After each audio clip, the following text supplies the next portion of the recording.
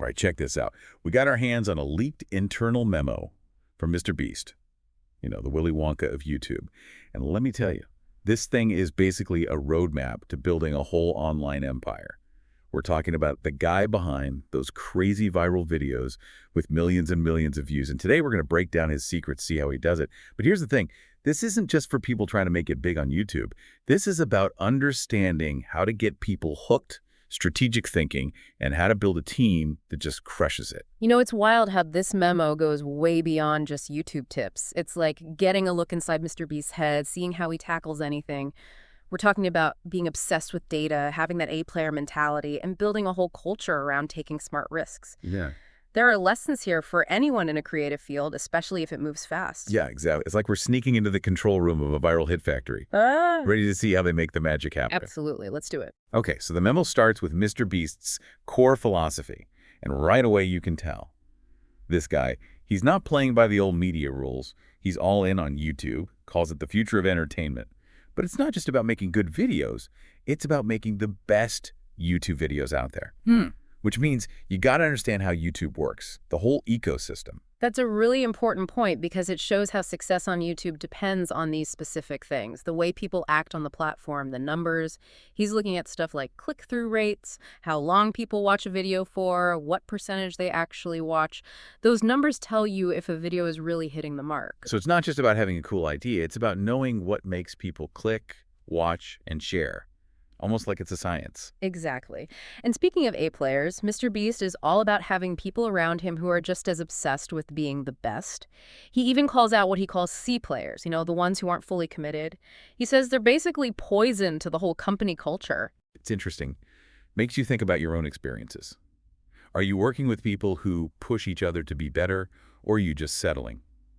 This memo really makes you look at your own work environment. For sure. And he's all about results, not just how many hours you put in. It's about getting things done, not just showing up. Okay, let's get into the juicy stuff, the viral code. MrBeast breaks down his whole strategy, and it's clear every single second of his videos is planned out. Everything is designed to have the biggest impact. He's obsessed with that first minute. He knows he's got to grab people right away. In a world where everyone's scrolling and attention spans are short, you got to deliver that instant hit. It's like that saying, you never get a second chance to make a first impression. But here, you've got about 60 seconds before someone just swipes to the next thing. Exactly. Then minutes 1 through 3 are about moving from that initial hype to the main idea, showing how the challenge or the story is going to unfold. So you've got their attention, now you got to show them why they should stay. It's like building the suspense in a movie. And then minutes 3 to 6, that's when you hit them with the most exciting stuff, really driving home that story or challenge. This is the climax, the big moment everyone's been waiting for. But he doesn't stop there. The rest of the video is just as important. It's about keeping people engaged, giving them those payoffs, and maybe throwing in a surprise or two. It's like a plot twist, something to keep people guessing. And that's where the wow factor comes in.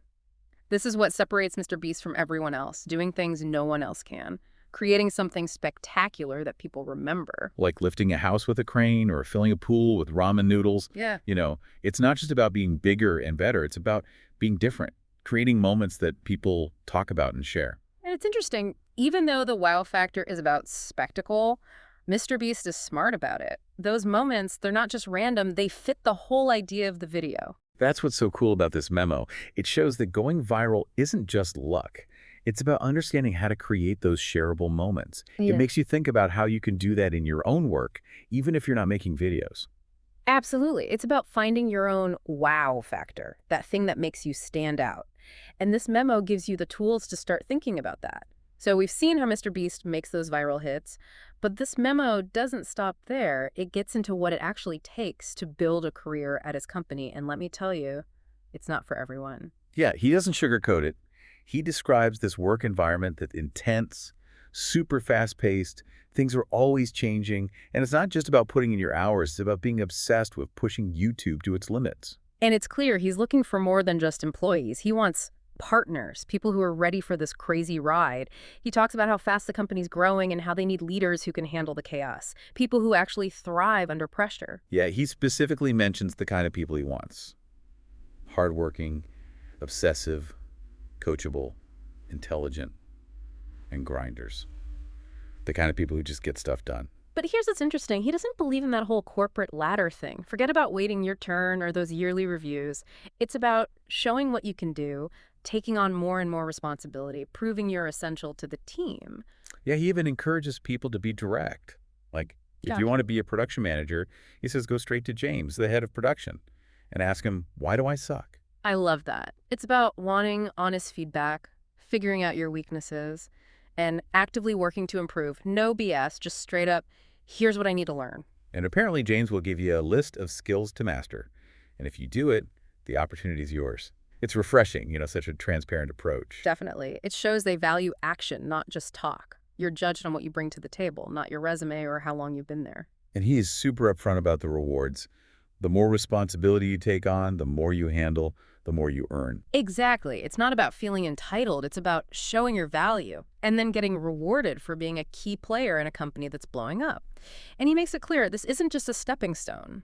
This is about building a long-term career. He even talks about the company being worth billions someday. Yeah. And how the people who help build it will share in that success. It's a bold vision, and you can tell he really believes in rewarding loyalty and hard work. It's definitely appealing to those who are ambitious. He's offering a chance to be part of something huge, something that's always pushing the limits of online entertainment. So beyond all the career stuff, the memo also gets into the nitty-gritty of production, how viewers actually consume content, and how to tailor your approach accordingly. He brings up this idea of spectacles, those over-the-top jaw-dropping moments. Those are a huge part of the MrBeast brand. He's careful to say that not every video needs to be a spectacle. It's about knowing when and how to use those moments to get the biggest impact. Right, it's like a chef knowing when to add a little spice. Too much, and it ruins the whole dish. But just the right amount, and it's something special. Exactly. And he talks about creating a natural and comfortable environment on set, both for the talent and the people participating in those crazy challenges. It's about finding that balance between the spectacle and keeping things authentic. Because in the end, people connect with people. If the talent seems uncomfortable or the challenges feel fake, it just doesn't work. Right, the audience can tell. He even gives specific instructions on how to interact with the main talent, Chris, Carl, Chandler, and Nolan. It's about letting them be themselves, keeping things fun and lighthearted, making sure they feel supported. You can see he really values what they bring to the table. He knows their personalities are a big part of why the videos are so successful. It's not just about following a script. It's about capturing those genuine moments, the humor and the camaraderie. And he has this interesting perspective on money. He'd rather see it spent on things that will be shown in the video, stuff that contributes to that visual spectacle. Which makes sense when you think about how focused he is on creating visually engaging content. It's about making every dollar count, making sure it translates into something that will wow the audience. Definitely. It also shows his showmanship. He wants the audience to feel like they're getting a visual feast, an experience that's worth their time. And then there's the importance of urgency and intensity. He encourages this work hard, play hard mentality. Be proactive, pull all-nighters if you have to, and ideally get most of the work done early to avoid chaos closer to filming. It's that classic hustle mentality you see in a lot of successful people. It's not about working yourself to death. It's about having that drive to overcome challenges and deliver something exceptional. He even says, if something goes wrong on shoot, always check to see if it can be made into content. He gives this example of a tree falling on a car, smashing vases that were supposed to be in the video. Instead of freaking out, he sees it as a chance to make it funny, to incorporate the unexpected into the story. It's that ability to adapt, to find the good in a bad situation. Turning lemons into lemonade, or in this case, a broken vase into a viral moment. It's something we can all learn from. Absolutely. Life throws you curveballs. It's all about how you react, how you find the opportunity and the obstacle. Now, he also talks about protecting the brand's image, warning against doing anything that could look bad from a PR perspective. It shows he's thinking about more than just entertainment. He's thinking long-term, how their actions affect how people see them. It's about building a brand that lasts, not just chasing viral fame. Right, every decision they make, every action reflects on the whole brand. That's a lot of responsibility when you have a platform as big as MrBeast's. He also gets into the specifics of pre-production, talking about the difference between a previs and a concept when they're designing sets. It's about making sure everyone's on the same page, avoiding confusion when they're presenting ideas. It's those little details that can make or break a project. When you're working with a big team and complex ideas, clear communication is everything. Then he jumps into the heart of their creative process. He's very clear they are a creative-first production company. The idea, the vision, that's what drives everything they do. It's about letting that creative spark lead the way and making sure all the decisions, from budget to logistics, support that core vision. And then he asks this really interesting question: what is the goal of our content? And his answer is surprisingly simple: to excite me. At first, it might sound a little egotistical, but he goes on to explain. What excites him is what he thinks will make the audience happy. He's using his own gut feeling as a guide for what will resonate with viewers. It's about trusting his instincts. He's basically saying, if I'm excited about this, chances are the audience will be too. It's a good reminder to tap into your own passions and let them guide your creative process. It's about finding that sweet spot where your own excitement and what you think will captivate your audience meet. That's where the magic happens. And then he talks about how committed he is to the channel, how he's willing to go all in, push himself, take risks, even make himself look silly if it means entertaining the audience. You can tell he loves what he does. It's not just a job. It's a mission to create something incredible, something that brings joy to millions of people. In that kind of dedication, it's contagious. It inspires the people around him to push themselves, to strive for excellence. He then talks about what makes good content, and he says it can be literally anything. He uses the example of a baby doll, how you can use that one thing as the basis for tons of entertaining and original ideas. It's a reminder that creativity has no limits. It's about seeing the potential in everyday things, finding inspiration in the unexpected. It's about having that childlike sense of wonder, that ability to see the world with fresh eyes and imagine endless possibilities. And then he gets into how they measure success, focusing on things like how long people watch and audience retention, not just vanity metrics like views or subscribers. He wants to know how deeply people are engaging with the content. It's a data-driven approach, so they can constantly refine their strategies, understand what's working and what's not. It's not about guessing. It's about using data to make smart, creative decisions. And he talks about the importance of formats, like the Last to Leave series, or that stair-stepping format where the stakes get higher as the video goes on. Those formats give their content a structure, a framework that creates anticipation and excitement. It's about having something familiar while still finding ways to surprise the audience. It's like a good TV show. You've got the main story, the characters you love, but each episode brings something new, something to keep you coming back. And he admits they've gone through a lot of formats over the years, always evolving, trying new things to keep their content fresh. It's about knowing that what worked yesterday might not work today. You got to be willing to adapt, to experiment, and constantly push those creative boundaries. Exactly, that willingness to embrace change, to constantly evolve, that's what keeps their content from getting stale. Then he gives us a look at their audience. They have a global reach, with a core audience of young males who are into gaming and memes. So they use that understanding of their audience to make creative decisions, tailoring the content to resonate with that core demographic. It's about knowing your audience, their interests, their humor, speaking their language, creating content that feels authentic and relatable. And he emphasizes that everyone on the team should be a fan of the brand, watching their videos, really understanding the style, the tone, the whole creative approach. Yeah, it's like immersing yourself in their world, absorbing the creative DNA of the brand. Like an athlete studying film of their opponents. You got to know their strengths, their weaknesses, if you want to compete. He also talks about the importance of understanding and using culture. He uses Chris Tyson as an example, how he consumes a ton of cartoons and goofy stuff. So it's about being a student of culture, paying attention to trends. Recognizing that inspiration can come from anywhere, even from things that seem silly or childish. He also encourages his team to let the talent be themselves, to embrace that childlike side, as long as it's appropriate for the video. It's all about authenticity. People connect with that. People who aren't afraid to be themselves, even if it means being a little goofy. Yeah, that willingness to have fun, to let loose, that's what makes their content so engaging. And he's very clear, they don't fake things. They don't mislead viewers. It's about building trust through being transparent and genuine. Because these days, so much online content feels staged or fake.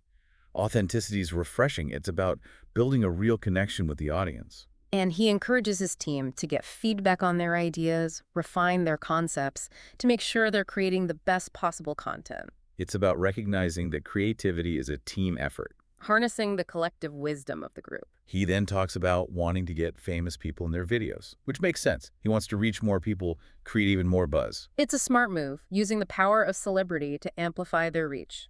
It's about collaborations, not just within the team, but with people outside who can bring something new to the table. And he reminds everyone that he doesn't want to lie, emphasizing how important honesty and integrity are. It's about maintaining that transparency, avoiding anything that could damage their reputation. It's about understanding that shortcuts might work in the short term, but ultimately, honesty and integrity are what build a lasting and successful brand. And he hates dull moments. He's all about high-energy, engaging content that keeps people glued to the screen. Yeah, attention spans are short. You got to keep fighting for the viewer's attention, creating a sense of excitement, keeping things moving. And he insists on ending the videos abruptly to keep people from clicking away. It's a clever tactic to maximize view duration, make sure people watch till the very end. Wow, that was a deep dive into how MrBeast approaches content creation, his philosophy on building a successful YouTube channel, and even what it takes to build a career within his company. What are your thoughts on all this? It's amazing to see how his mind works. He's so strategic and detail-oriented. He's clearly passionate about creating entertaining content, but he's also super driven and ambitious. It's no surprise he's been so successful. Yeah, you can tell he's not just in it for the money or the fame. There's a real desire to create something special, to push the limits of online entertainment, to build something that lasts. Okay, so we've covered a ton already. MrBeast's philosophy, his strategies for making those viral videos, even what it takes to work your way up in his company. Yeah, we've barely scratched the surface. But there's still some gold in this memo we haven't even touched on yet. You're right. There's a whole section on communication and problem solving. And it's interesting how MrBeast approaches these things. Yeah, one thing that jumped out at me was this idea of higher forms of communication. Right. He's a big believer in face-to-face and phone calls over texting or email, especially for complicated stuff. It makes sense when you think about it. Texting is fine for quick updates or simple questions. But when you're dealing with complex ideas, where you need to convey a certain tone, nothing beats an actual conversation. Yeah, he even ranks the different ways to communicate. In person is best, then calls, then texts, with written communication being the least effective. I think we've all been there. How many times has a text or email caused a misunderstanding? A quick phone call could have cleared it right up. It's about using the right tool for the job. Sometimes the most efficient way is also the most human. And remember that thing about saying the negatives, being upfront about challenges, not sugarcoating things. Yeah, that creates a culture of transparency. People feel comfortable talking about problems and working together to find solutions. And he talks about having clear lines of communication, making sure everyone knows who's responsible for what. That's so important, especially in a fast-paced environment like theirs. You got to eliminate confusion, make sure everyone's on the same page. He even says that any confusion or missed deadline is ultimately the leader's fault. It's about taking ownership, being accountable for the team's performance. Which is a great leadership lesson in itself. It's not about blaming others. It's about recognizing that as a leader, you're responsible for setting clear expectations and making sure your team has what they need to succeed. Right, so let's talk problem solving. MrBeast seems to have a very practical approach. Yeah, he encourages his team to be resourceful, to find creative solutions that don't always involve throwing money at the problem. He actually provides a framework for problem solving, saying you can tackle any issue through one of 5 lenses: math, science, vision, approvals, or budget.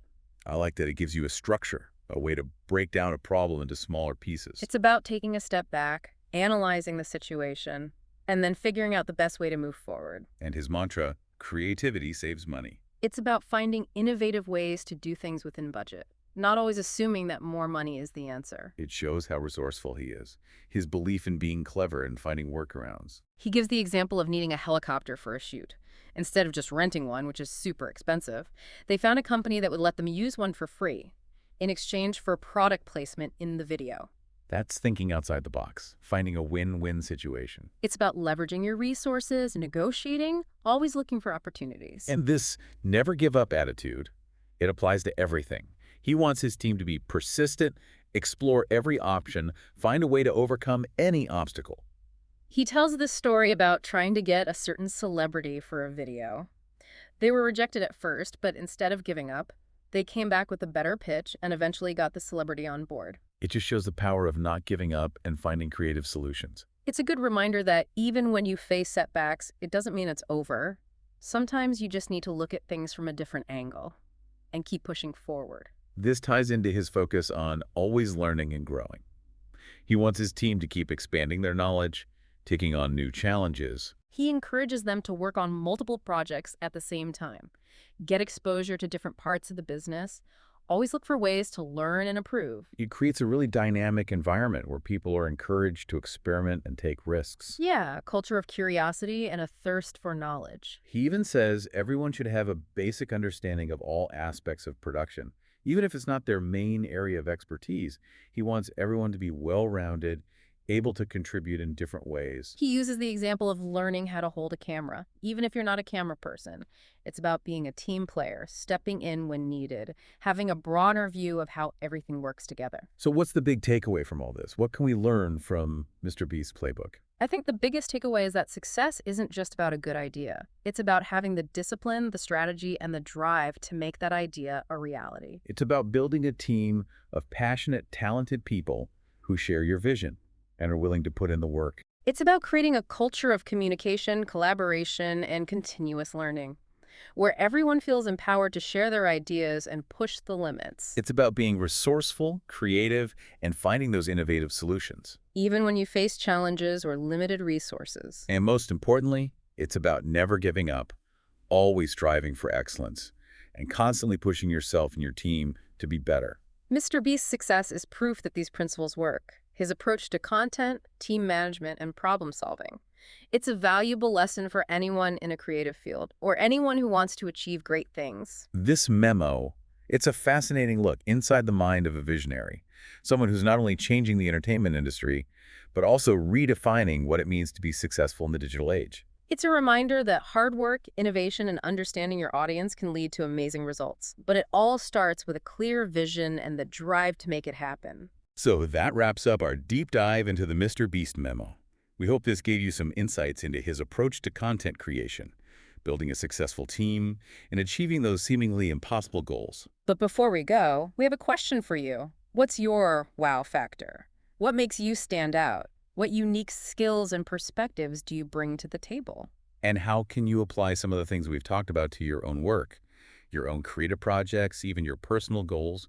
Remember, Mr. Beast started with a simple idea and a lot of hard work. Who knows what you can achieve if you put your mind to it? Embrace your creativity and never stop pushing those boundaries. That's all for this deep dive. We'll be back soon with another exploration of the ideas shaping our world. Until then, keep learning, keep exploring, and keep chasing those wow factor moments.